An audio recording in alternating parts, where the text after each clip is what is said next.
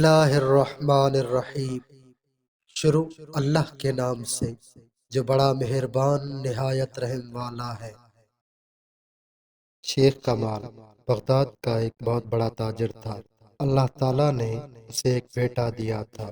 اس کے علاوہ اور کوئی اولاد نہ تھی۔ ماں باپ نے اس کا نام جمال رکھا تھا۔ جب وہ 5 سال کا ہوا تو اس کی تعلیم کا معقول انتظام کیا۔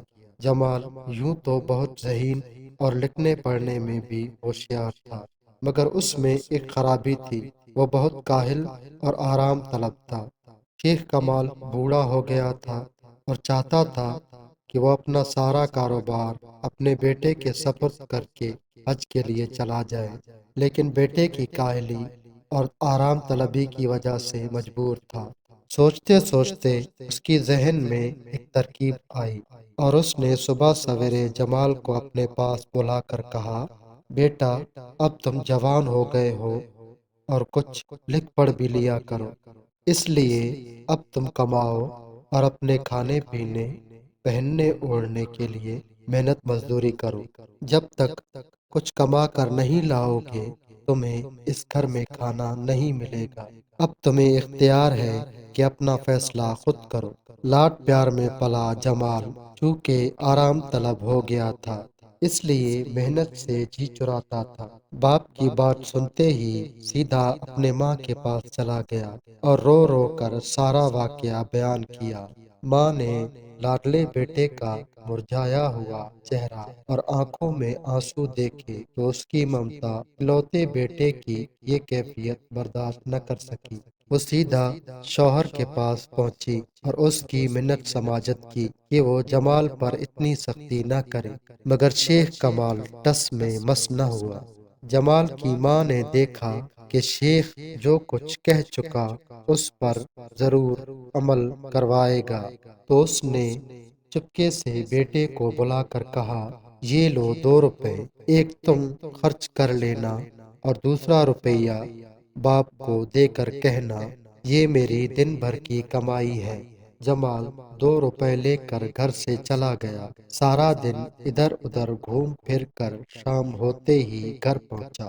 باپ نے اپنے پاس بلا کر پوچھا، آج تم نے کیا کمایا؟ جمال نے خوشی خوشی جیب سے روپیہ نکال کر باپ کے سامنے رکھ دیا۔ باپ نے کہا، جاؤ اسے کنویں میں پھینک آؤ۔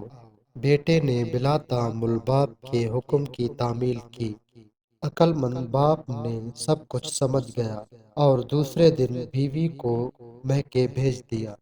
اگلے روز پھر جمال کو اپنے پاس بلا کر کہا، جاؤ کچھ کما کر لاؤ ورنہ رات کو کھانا نہیں ملے گا۔ ماں تو اپنے میکے جا چکی تھی۔ جمال سوچنے لگا اب کیا کیا جائے۔ سوچتے سوچتے اسے اپنے چچا کا خیال آیا اور وہ چچا کے پاس جا پہنچا اور منہ بسیرتے ہوئے سارا ماجرا کہہ سنایا۔ چچا نے بھی جمال کو 1 روپیہ دے دیا۔ جمال سارا دن اپنے چچا کے گھر رہا اور شام کو خوشی خوشی اپنے گھر پہنچا۔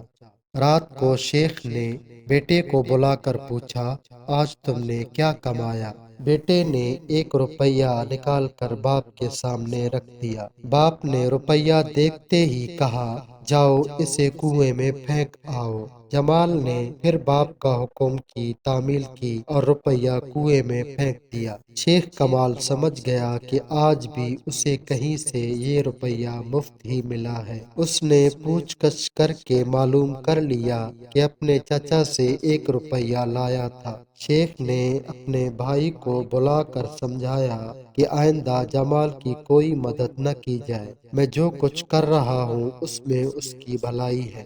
پھر 1-2 روز تک شیخ نے اپنے بیٹے سے کچھ نہ کہا۔ جمال نے سوچا چلو اس روز روز کے کہنے سے جان بچ گئی، مگر تیسرے دن صبح سویرے شیخ نے بیٹے کو بلا کر کہا، جاؤ میاں محنت مزدوری کر کے کچھ کما لاؤ ورنہ رات کو کھانا نہیں ملے گا۔ جمال پھر روتا ہوا اپنے چچا کے پاس پہنچا، مگر اب اس نے پیسے دینے سے انکار کر دیا۔ وہ بہت ہی غمگین ہوا اور سارا دن یوں ہی ادھر ادھر پھرتا رہا۔ جب شام ہوئی اور بھوک نے ستایا تو مزدوری کی تلاش کرنے لگا۔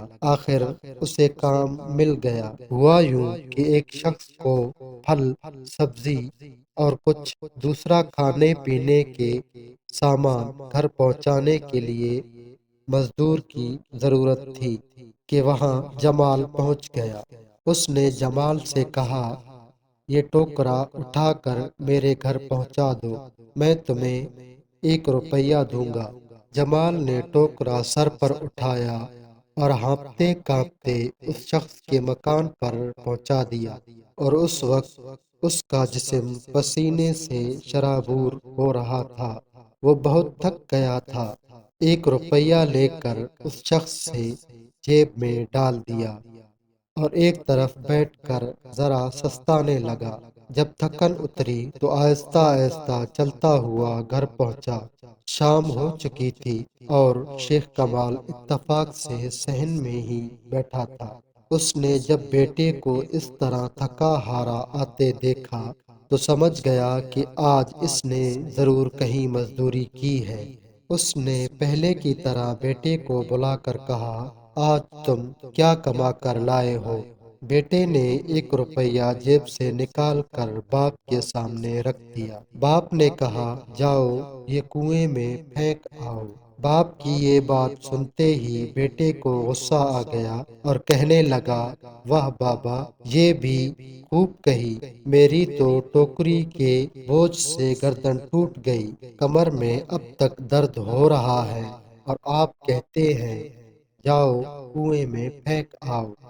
آپ اتنا وزن اٹھاتے، پیسے کماتے تو اندازہ ہوتا کہ میں نے 1 روپیہ کتنی محنت اور مشقت سے کمایا۔ اب شیخ کمال نے بیٹے کو پاس بٹھا کر سمجھایا، بیٹا، آج تمہیں اندازہ ہو گیا ہوگا کہ پیسے کمانے کے لیے کتنی محنت کرنا پڑتی ہے۔ میں یہی چاہتا تھا کہ تمہیں محنت کی قدر معلوم ہو جائے تاکہ میں اپنا سارا کاروبار تمہارے سپرد کر کے حج کے لیے چلا جاؤں اور واپس آ کر اللہ اللہ کروں۔ آج مجھے معلوم ہو گیا کہ تمہارے اندر محنت و مشقت کرنے کی صلاحیت موجود ہے اور تم بڑے کاروبار کو آسانی سے سنبھال سکتے ہو۔ اب جاؤ آرام کرو۔ چند دنوں بعد شیخ کمال اپنا کاروبار بیٹے کے سپرد کر کے حج کے لیے روانہ ہو گیا، اور جمال، جسے محنت کی قدر معلوم ہو چکی تھی، وہ اپنے باپ کا کاروبار احسن طریقے سے چلانے لگا۔